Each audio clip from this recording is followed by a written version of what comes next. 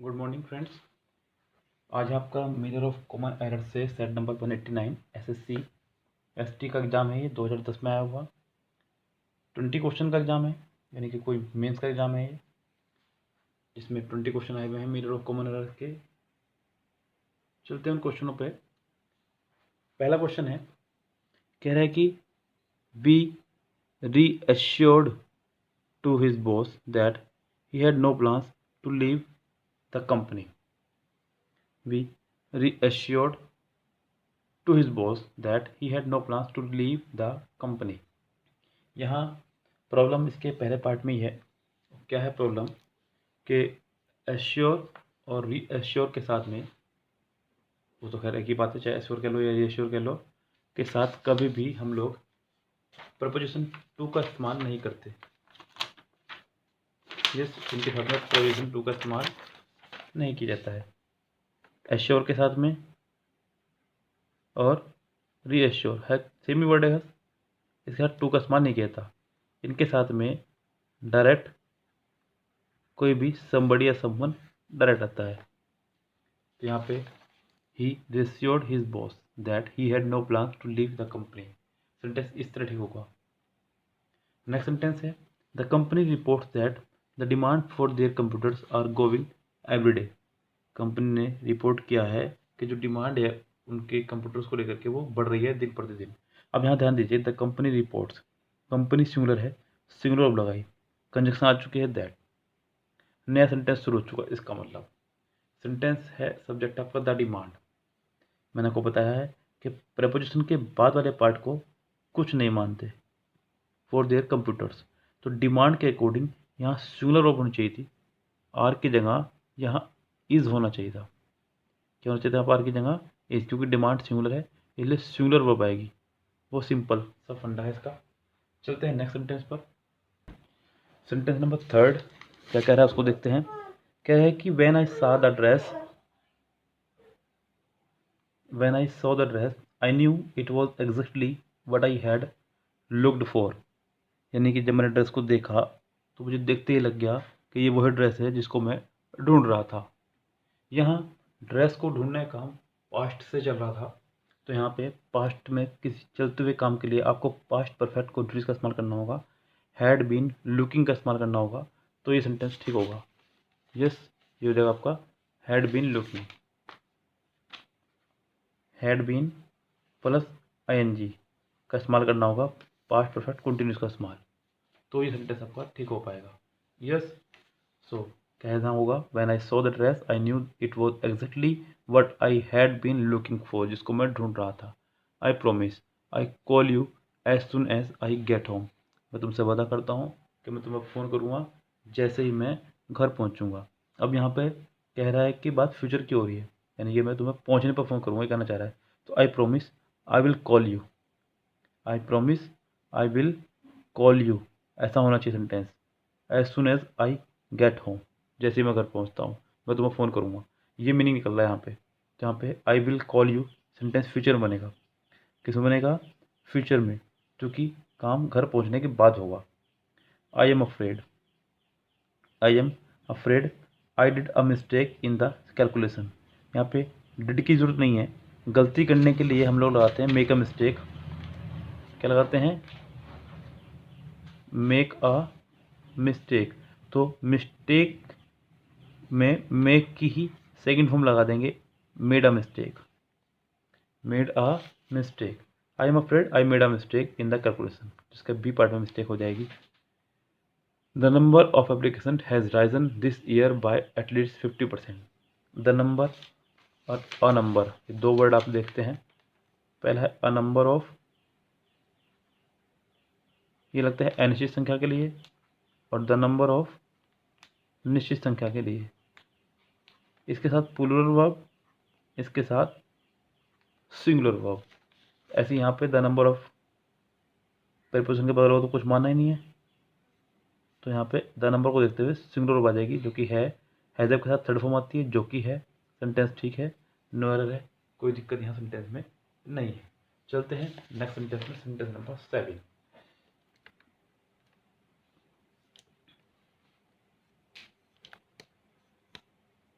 I was driving under the bridge as a football hit my window. I was driving under the bridge as a football hit my window.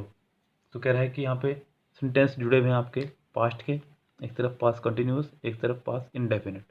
दो past की घटनाओं को जोड़ने के लिए इस्तेमाल करेंगे आप यहाँ पे वैन का। किसका? वैन का। क्योंकि एज आपकी जो है एक कंजक्शन ऑफ रीज़न है, कंजक्शन ऑफ रीज़न है, जबकि यहाँ पे रीज़न का कोई काम नहीं हो रहा है। अगर कोई रीज़न का काम होता तो आप यहाँ पे कंजक्शन ऑफ रीज़न लगाते। जस्ट फिलहाल यहाँ पे एज हटेगा। कुछ कंजक्शन होती हैं अलग अलग, कंजक्शन ऑफ रीजन और कंजक्शन ऑफ रिजल्ट। इसके ऊपर वीडियो है मेरी यूट्यूब पर, ग्रामर टॉपिक में जाकर आप देख लीजिएगा। ग्रामर टॉपिक में आप जाएंगे तो इसकी वीडियो आपको मिल जाएगी, conjunction of reason, conjunction of result. तो यहाँ पे एज की जगह वैन आ जाएगा। If I would know what you wanted I would help you. मैंने आपको कल भी एक ग्रामर का टॉपिक पढ़ाया था, विल का यूज़ बताया था। तो यहाँ पे मॉडल वर्ब का ऊपर एक वीडियो कल ही डली है, उसको देख लीजिएगा। एक ही सेंटेंस में दो मॉडल वर्ब एक साथ नहीं आ सकती। कौन सी हटेगी ये भी वहाँ बताया गया है। इफ के बाद वाली मॉडल वर्ब हट जाएगी, यहाँ पे वुड नहीं आएगा। अगला सेंटेंस है, no source of energy is so cheap as solar energy in the present age of energy crisis.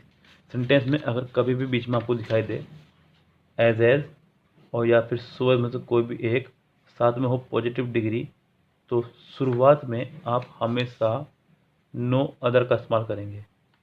किसका इस्तेमाल करेंगे? नो अदर का। तो यहाँ पे no other source of energy is so cheap as solar energy in the present age of energy crisis. Sentence कुछ इस तरह ठीक हो जाना चाहिए था, यानी कि इसके ए पार्ट में मिस्टेक हो जाएगी। सेंटेंस नंबर 10 देखते हैं। कह रहा है कि last year she was married with a businessman in Australia. Last year जो है उसने शादी की थी एक बिजनेसमैन से ऑस्ट्रेलिया में। सेंटेंस यहाँ पे आप इसको अच्छा हुआ कि एक्टिव में बनाएं, क्योंकि सेंटेंस का सब्जेक्ट बिल्कुल डायरेक्ट खड़ा हुआ है। ऐसा तब करते हैं, मोस्टली केसेस में तब होता है जब सेंटेंस का सब्जेक्ट नॉन लिविंग हो, तो पैसिव बनने की संभावना बहुत ज़्यादा बढ़ जाती है। लेकिन यहाँ क्लियर है बिल्कुल लास्ट ईयर, वैसे भी सेंटेंस में लास्ट ईयर आ चुका है तो सेकेंड होम बनेगा। लास्ट ईयर शी मैरिड, फिर विद भी नहीं आएगा। मैंने आपको बताया था कि मैरी के साथ में प्रपोजिशन आती है आपकी दो, टू और विद। वो एक फंक्शन है, उसको बताया गया था वीडियो में कि जब लड़का लड़की शादी करे तो टू, जब लड़की लड़के शादी करे तो विद। लेकिन ऐसा सिर्फ पैसिव में होता है, एक्टिव में ऐसा नहीं होता। अगर एक्टिव में हो तो टू और विद नहीं आएंगे। तो last year she married a businessman in Australia. Sentence कुछ इस तरह ठीक हो जाएगा। नेक्स्ट चलते हैं। The student could not understand why the teacher was angry upon him. Angry के बाद यहाँ पे विद लगाएंगे, क्योंकि विद लगता है किसी व्यक्ति के लिए। एंग्री के साथ विद किसी व्यक्ति के लिए और एट किसी बात के लिए, एक यानी कि एक तरह से कह सकते हैं बिहेवियर के लिए। एंग्री के साथ तीन तरह की प्रिपोजिशन आती हैं आपकी।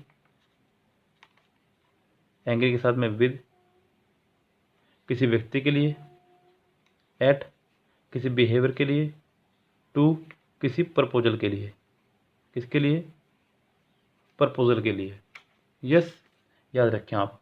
तो the student could not understand why the teacher was angry with him, या फिर दैम भी हो सकता है, लेकिन स्टूडेंट को देखते हुए यहाँ पे हिम ही लगाएंगे हम यहाँ पे। Sentence number 12, this book is quite different then the previous one. ये बुक जो है थोड़ी सी अलग है पहले वाली किताब से। डिफरेंट के साथ हमेशा फ्रॉम आता है। मैंने कुछ आपको वर्ड बताए थे कल भी, परसों भी, हमेशा बताता आ रहा हूँ कि कुछ वर्ड ऐसे हैं जो अपने साथ फिक्स्ड प्रपोजिशन लेके चलते हैं, उनमें से आपका डिफरेंट है। डिफरेंट के साथ हमेशा फ्रॉम चलता है। यस, याद रखें आप यहाँ पे। This book is quite different from then the previous one, यानी कि इसके बी पार्ट में मिस्टेक हो जाएगी। ओके, चलते हैं नेक्स्ट सेंटेंस पर। सेंटेंस नंबर 13 कह रहा है कि the day when they brought back for the last time there were many old timers who were shocked and frightened. यहाँ मैं अगर एक बात चेक करूँ तो मुझे पता चलता है कि सेंटेंस आपका पैसिव में चल रहा है, हु के बाद वाला, who were shocked, who were shocked, यानी कि was were plus third form, यानी कि बी की फैमिली के साथ थर्ड फॉर्म लगाई गई है। सेंटेंस पैसिव में चल रहा है। कह रहा कि दैट डे, उस दिन, when they were brought back, जब उनको वापस लाया गया। यहाँ पे दे जो है एक तरह से रिसीवर का काम कर रहा है, ना कि आप कह सकते हैं डूअर का। यस, किसका काम कर रहा है ये? रिसीवर का, आने का काम कर रहा है। और यहाँ पे ब्रॉड के साथ आपको वर्ड लगाना होगा, क्योंकि एक ट्रांजिटिव वर्ब है और ट्रांजिटिव वर्ब को आपको यहाँ पैसिव बनाना होगा। That day when they were brought back for the last time, जब उनको लास्ट टाइम लाया गया। There were many old timers who were shocked and frightened. Sentence कुछ इस तरह से ठीक होता है। यस, यानी कि आपको बी पार्ट में यहाँ पे वर्ड लगाना होगा। थर्ड फॉर्म तो ये अपना में ही है। दो the project is in its infancy, it is a progress day by day, it is a progress day by day। यहाँ पे दो the project is in its fancy, it is के बाद यहाँ पे दो गलती हैं एक ही पार्ट में, बी पार्ट में। एक तो प्रोग्रेस की जगह प्रोग्रेसिंग होगा सबसे पहली बात, क्योंकि सेंटेंस डे बाय डे है। डे बाय डे यानी कि कोई काम कंटिन्यूटी के साथ में बढ़ता ही जा रहा है। किसी काम में दिन प्रतिदिन अगर लिखा रहा है ऐसे डे बाय डे, तो इसका मतलब उसमें कोई चीज़ या तो गिरावट आ रही है या फिर उसकी वृद्धि हो रही है। तो इंक्रीजिंग या डिक्रीजिंग के लिए आपको आईएनजी फॉर्म लगाना पड़ेगा। जैसे मैं कहना हूँ कि I am improving my English day by day, मेरी इंग्लिश दिन प्रतिदिन इम्प्रूव होती जा रही है। तो इस तरह से कहने के लिए आपको आईएनजी फॉर्म लगानी होगी। यहाँ पे भी यही प्रोसीजर होगा। It is in progressing day by day.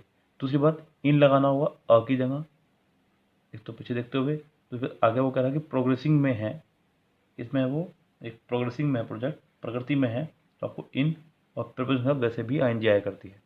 It is in progressing day by day. Gobret told me his name after he left. यहाँ ये एक टेंस का स्ट्रक्चर बड़ा प्यारा, वो मैं आपको बता दूँ क्या स्ट्रक्चर है। टेंस स्ट्रक्चर कुछ इस तरह से है कि अगर सब्जेक्ट प्लस वर्ब की सेकंड फॉर्म बीच में आफ्टर आ जाए, तो बाद वाले पार्ट में subject plus had plus third form आया करता है। और यहाँ पे आफ्टर की जगह अगर बिफोर आ जाए तो ये स्ट्रक्चर बिल्कुल अपोजिट हो जाएगा। ये वाला यहाँ और ये वाला यहाँ आ जाएगा। यहाँ यही प्रॉब्लम है। कह रहा है कि Gobret told me his name after he had left, यानी कि इसके सी पार्ट में मिस्टेक हो जाएगी, ही हैड लेफ्ट होना चाहिए था। Opportunities like these are not offered on every day. इस तरह की अपॉर्चुनिटीज जो है रोज ऑफर नहीं होती हैं। आपको यहाँ पे एवरी डे से पहले ऑन नहीं लगाना है। Every day, every week, every month, every year, every morning, इन सभी चीज़ों से पहले कभी भी कोई प्रपोजिशन नहीं आती है, तो यहाँ से ऑन गायब हो जाएगा। यहाँ पे ये गलत है। सेंटेंस नंबर 17 कह रहा है कि I am completed a course in Spanish.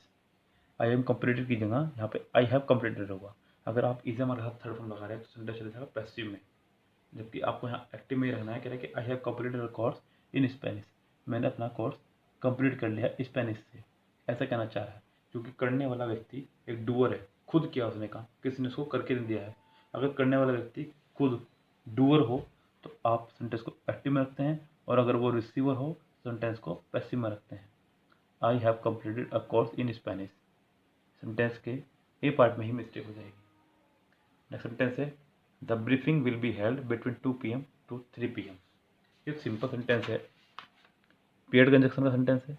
Between के साथ आया करता है एंड, और फ्रॉम के साथ आया करता है टू। तो आप या तो यहाँ बिटवीन एंड या फिर फ्रॉम टू लगाएं। हालांकि ज़्यादा अच्छा होगा यहाँ पे फ्रॉम टू लगाएं, बिकॉज टाइमिंग के बीच में कोई डिफरेंस नहीं है।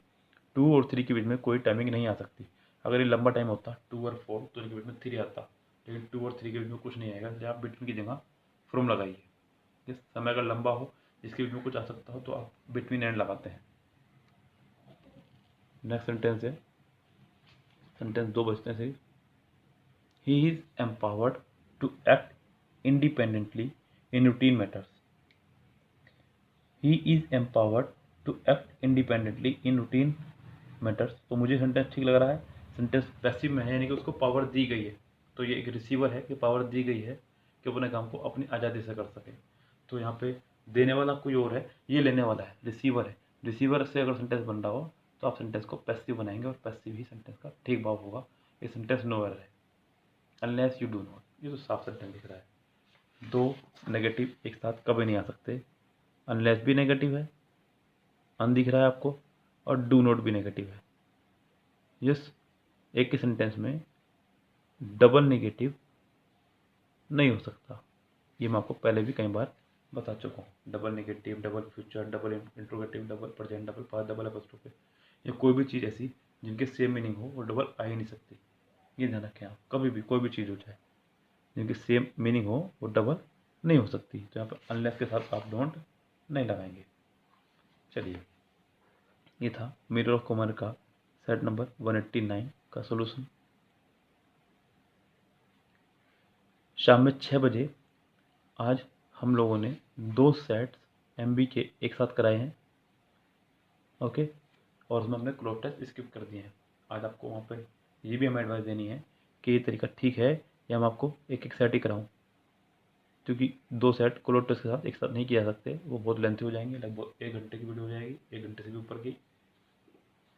अगर ये तरीका अच्छा लगा तो मुझे बताइएगा, और यही चाह रहे हैं तो भी मुझे बताइएगा। कमेंट बॉक्स में कमेंट जरूर कीजिएगा। चैनल को शेयर, लाइक और सब्सक्राइब जरूर कर दीजिएगा,